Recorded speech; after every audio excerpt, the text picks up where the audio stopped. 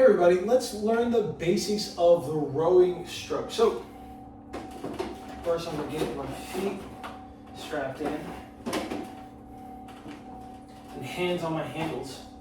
And then I want to relate this movement to some things that you've probably experienced outside of the rowing stroke, so you can kind of sync up to this exercise a little faster. So, we have the drive. We'll first look at the rowing stroke in two perspectives. The drive, which is this part of the rowing stroke, and then we have the recovery, which is coming back to set up for your next stroke. Key things about the rowing stroke. We don't want to go so far into the recovery, into here, that we start to compensate with our spine, or that we end up collapsing or do a bunch of wonky stuff like that. So we want to make sure we have decently good posture, and I'll say rowing posture, there's a couple things that equal good rowing posture. You can row rounded or tall, depends on your rowing style and your rowing stroke, and we're not going to get into the nuances of that. I would say rowing posture equates to two good things. Full compression, which is your hamstring touching your calf. That might be hard if you have bigger thighs, like me, but hamstring touching calf, heels do come up, that's totally okay. And then, of course, we have the shoulder in front of the hip. So essentially, we never want to have the shoulder behind the hip for too long. In the rowing stroke, we're going to essentially perform what we call like a deadlift or like a clean pull, because it's a little bit more explosive.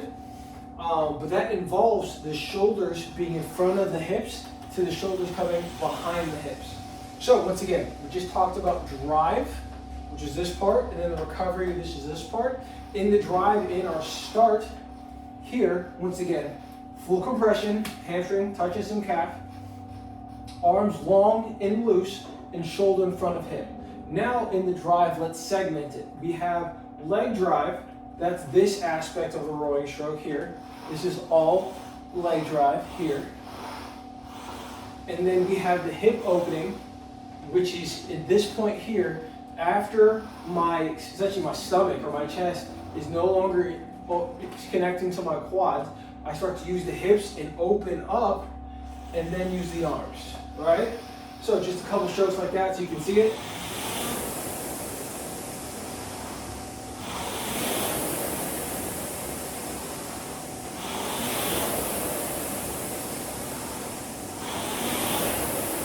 All right, so we just talked about the drive. Segmented once again, legs, hips, /arms, all together fluidly. Now, the recovery is the inverse of these things. So we go arms, back, knees. Arms, back, or backs, arms, and the shoulders technically.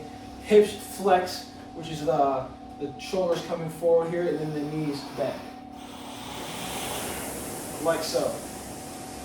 And doing that sets us up right where we were for our original part of the drive, and makes our strokes very similar, repeatable, consistent, which all equates to being smooth and strong. Some things that we often see as far as mistakes in mechanics. After you come here, people often bend the knees first, so the arms have to then rainbow over the knees before the next stroke. That's one error that we often see. Another error that we often see is people don't come forward, the shoulders don't come forward enough, hands don't come forward enough. Both of these things need to flex. Here, before the knees pop up, and so once again, leading to a bad stroke. And some people are unable to flex their hips, which means the hip goes back, shoulder goes forward. It's coming to there.